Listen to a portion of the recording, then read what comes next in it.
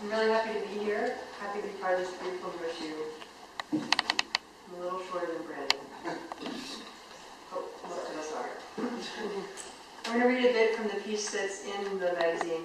It's called Codes and Incompletion. It came out of the churning on about how gender conventions are represented in ways that we think about time and narrative. And went on from there. A sentence is a miniature time span. It has duration. A sentence contains its own expiration. Once again, we're reminded that language is the ordering structure of how we come to know. And changing that order changes what we know. Sentences end, which is not to say duration is an end in itself. A small incision, a cut, a wound sealed with invisible stitches, a scar, a record of accident and precision, incise, precise, a record of breaching, a boundary crossed. The chest is an important area for women, she said. The chest can scar even more easily than the face. She gave me beige-colored sterile strips to cover the wound. They won't show as much as the white ones. Incision, decision. Not a wound exactly, not an accident. The unintended consequence of healing through destruction. When the patterns that produce us reproduce themselves imperfectly. A self is a miniature time span.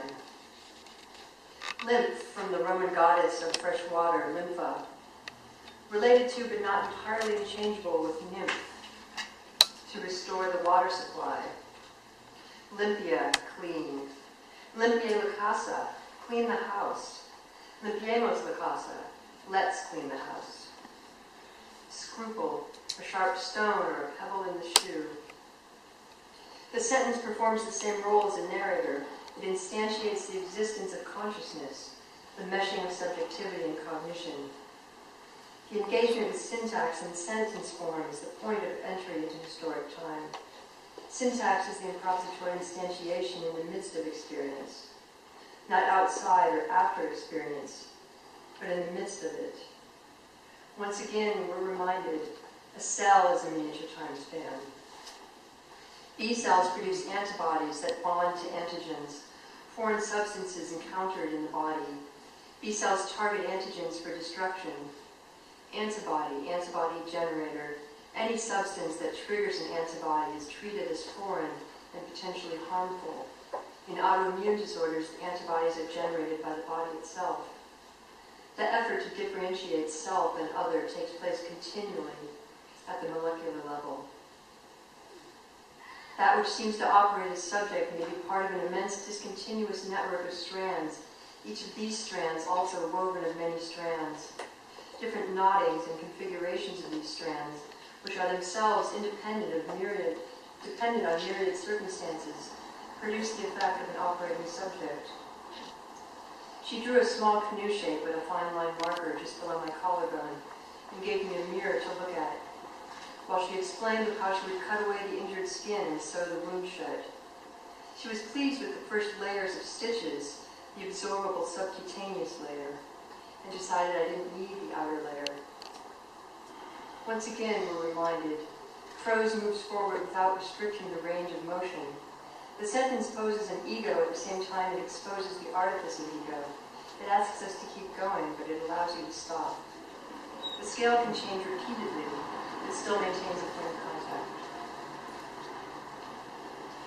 I'm going to read from something I'm calling a novel because it pleases me to call it that. It helps me to keep working on it. It's, what should I say about it? It's about losing your way in a very, in what was seemingly a very simple and straightforward situation. For now, it's called Red Dust Tangle. Gathering these filaments, we were tracing light, trying to make it matter. A spiral was a tangle with the monster sorted out. I bought trinkets on the corner for $0.25 each. I didn't want them. At best, I was unsure about them, but they were what he had to sell. The red dust rose continually from the twice-formed stone, once granite, then sandstone. The powdery film on the windowsills settled also on our skin, as if we bathed in smoke. Smoke erupting from the grid dissolved the lines that traced the movement's certainty. A cloud, like a labyrinth, contains its own intelligibility, as a disintegration of lines into points can be explained as suspension or ephemerality. We traced the light, trying to make it matter. Dear heart, I finally understood the appeal of Spider-Man, to take an injury and turn it into your greatest power, a power that only you had, a way that you could save anyone. I grew up in a religion of human sacrifice, though it wasn't explained that way at the time. Forgiveness came in a package of spikes and thorns. Blood ran calmly from the palms of hands. We all pantomimed anguish abstractly and repeatedly.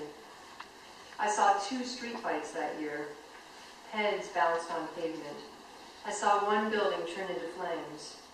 Knotted bed sheets hung from the upper floors. How long does it take to pull sheets off a bed and twist a simple rope and tie it to a metal window frame? How long to wonder if this is really happening? How long to throw a leg over the windowsill, dusky terracotta, push aside the plants and books? How long to test whether the knot will hold? How long to look into the eyes of your dear heart and decide which one of you goes first? The Red Cross gave out gendered bags of toiletries on the rescue bus. Men's and women's disposable razors, men's and women's deodorant. The toothpaste, I guess, was all the same.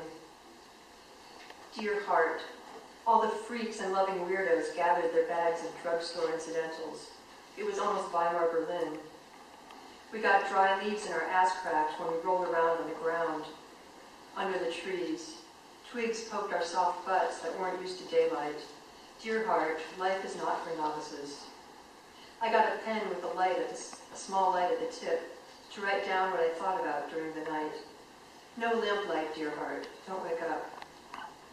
We could throw a party for all our failed selves, awkward and shy, impulsive or raging, but none would be as bad as we once thought.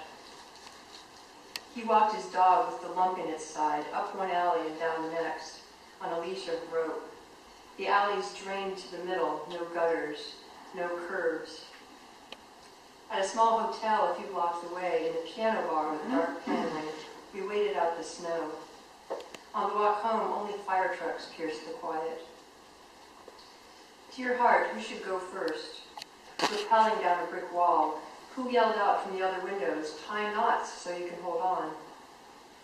In the hallways, the giant finger swipes of the firefighters' sooty gloves, where they ran their hands along the wall, feeling for doors. Every door standing open, splintered with an axe. Inside the doorways, nothing was different, or nothing was there. In the trackless snow, everything looked more the same. His dog, with the lump in its side, examined the base of every dumpster every day, looking for who had been there. They walked slowly, he with the rope in his hand, but usually slack. They held the same pace, side by side. Grid of the window panes, grid of the bricks, grid of the alleyways, grid of these boxes of rooms. In the closets, more boxes. In one room, a bloom or a billow. The end of the grid starts with the lick of the fire, the curl of the smoke. I thought if we brought down the grid, it would mean we could live in blind corners, in suspense, to be everywhere at the same time with everything still possible, looking out from the second floor.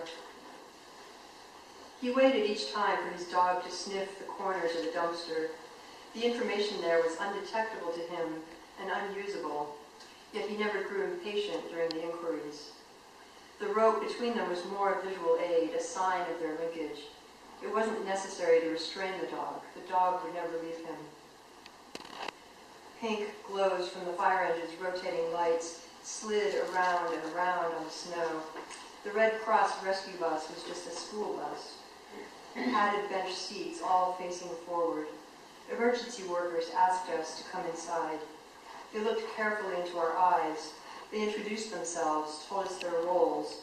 Emergency, social, services, disaster, comfort, care. their training and titles and specializations strung together in a flat wall of words that we looked through without seeing. They asked us sympathetic questions, informational questions. They gave out plastic bags with soaps and lotions and toothbrushes and combs. It was odd then, thinking of who had picked these things, our hygiene choices made for us by people we would never know. More startling maybe than seeing smoke billow over the roof was realizing we were those people now, the ones too vulnerable to keep up with our own grooming. Mouthwash. There was a little bottle of mouthwash. I never used mouthwash. Maybe the rescue industry thought that I should. They gave styrofoam cups of hot coffee. I savored the squeeze and the squeak of the cup, even though I had no interest in the taste of bitter or burnt.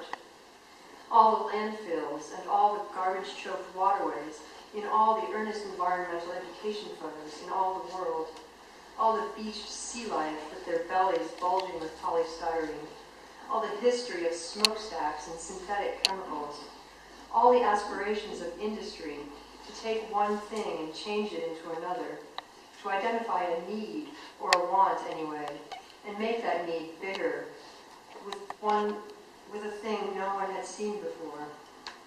I cupped it all in my hands and scored the soft foam with my thumbnail. The emergency social service aide took our names and gave us motel vouchers and numbers to call in the morning for more information about whether we would ever see our box again, about whether our own toothpaste would still be there. Sooner or later, every one of those rooms in every one of those boxes could go. The red dust couldn't burn. It was not combustible. It was made from stone. The dust was molten once. It flowed or it exploded. Now it was a fine rain of powder, dry rain, silent.